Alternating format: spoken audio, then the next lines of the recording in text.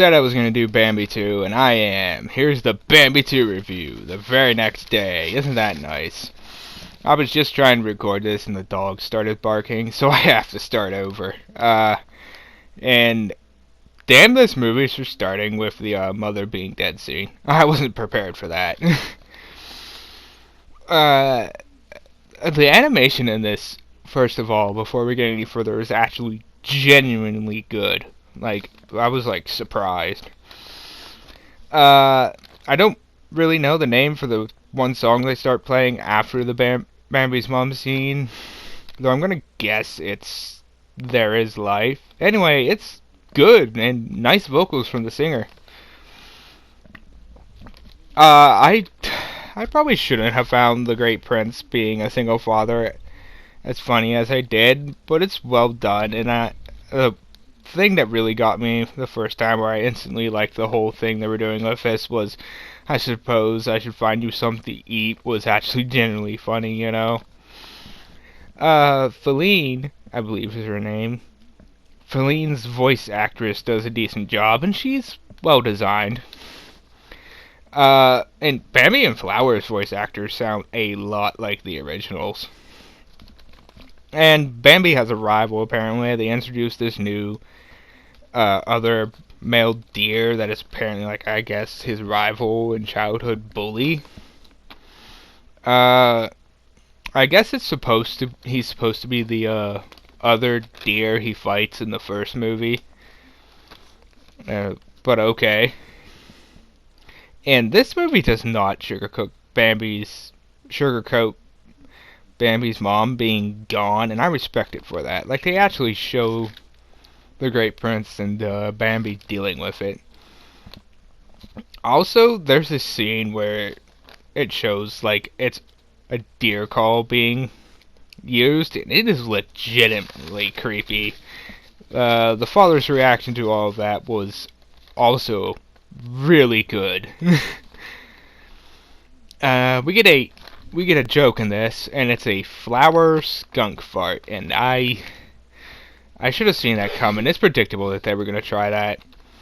Not sure why a rival, honestly, was necessary. But I guess it does contribute to the story, and it does lead to the jumping scene, which was honestly pretty good, where Bambi jumps over this, like, ravine or something, I don't know. To be honest, the rival or childhood bully isn't that bad of a character, at least as far as design and somewhat the voice goes. Okay for me, the voice is okay. Not great, but throughout all this, the grand owl, whatever, gets a lot of scenes, kind of, and some sort of, like, respect given to him. So does the owl have some sort of position in the forest, like the Great Prince does, or just not? This movie got me legitimately a couple times with its humor. The Thumper's parents like it when you ask them a lot of questions moment definitely got me. It's like that it was included in the script just for kids to use as a reason and an excuse to annoy their parents, or to get a chuckle out of parents who might be watching it with their kids. And of course the can't sleep, I'm wide awake Bambi moment also got me. Okay, first of all, early on in the movie, spoilers. The Great Prince asks the owl to find a doe that can adopt Bambi, I guess. And the whole argument Bambi has with him after the Grand Owl finds one and presents her, it's like, this will be the new mother or whatever, was predictable, but it was still somehow well done, you know? Then we get the scene where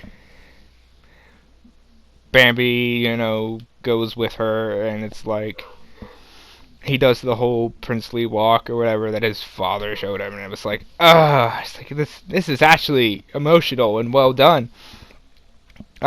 We get Man come back, the villain, and dogs, for some reason, are the big fight in this again. I don't know why, but okay. I'm pretty sure most parts of the United States outlawed hunting with dogs a long time ago. Well, hunting deer with dogs. I know you can hunt like rabbit, duck, and other animals like that. Ringneck, pheasant. But apparently, they're just allowed to in this movie. Okay. At least I know you can't hunt deer with dogs in Pennsylvania. Uh, where was I? Oh yeah, the big fight with the dogs was good. Then after that's all over, we get Bambi and his friends reuniting for one more time with the Grand Owl, and then before it gets to the final scene of the movie, and Bambi and Feline has like some sort of moment, and Bambi finally grew his horns, is finally coming in or whatever. And then the Grand Owl makes a Twitter-pated reference, and it's like, and Flower, I think it is, turns to him and asks what's Twitter-pated, and the Owl's like, oh, I'll tell you when you're older. And it's like, technically, he did keep that promise, didn't he? Yeah. And I'm not going to spoil this, but the actual ending scene of the movie is just, it's perfect in my opinion. Really good. Okay. Let me just say now that this movie, I know it's like only 6 minutes in, almost 7 to the review, and I'm already giving you my overall final thoughts on the movie, but there's not really a whole lot to say other than that this movie is really good. The animation is solid throughout this. Like, it's like, I had to check if this really wasn't a theatrical release, like I assumed, because I assumed it was direct to DVD, like all the other Disney sequels they did back in the day. You know, but apparently, technically, it is not a direct to video or direct to DVD, because apparently it premiered in theaters in Argentina, but was a direct to video release in the US. That's just kind of weird to learn. And also, I was looking this up. I read that the animation team was from Sydney, Australia. I didn't even know Disney had an Australian animation team. I guess the more you know. The music and voice acting is overall great in this. Thumper has the weakest voice, but it's not that bad. I mean, at least he sounds like a kid. The story is somewhat predictable, but they pull it off well. It's not badly written or acted.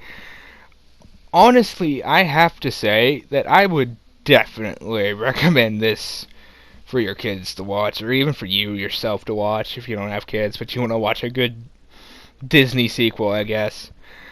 So yeah, this was a surprise going into. All of these direct-to-DVD movies have been a surprise for me. Folding up my notes.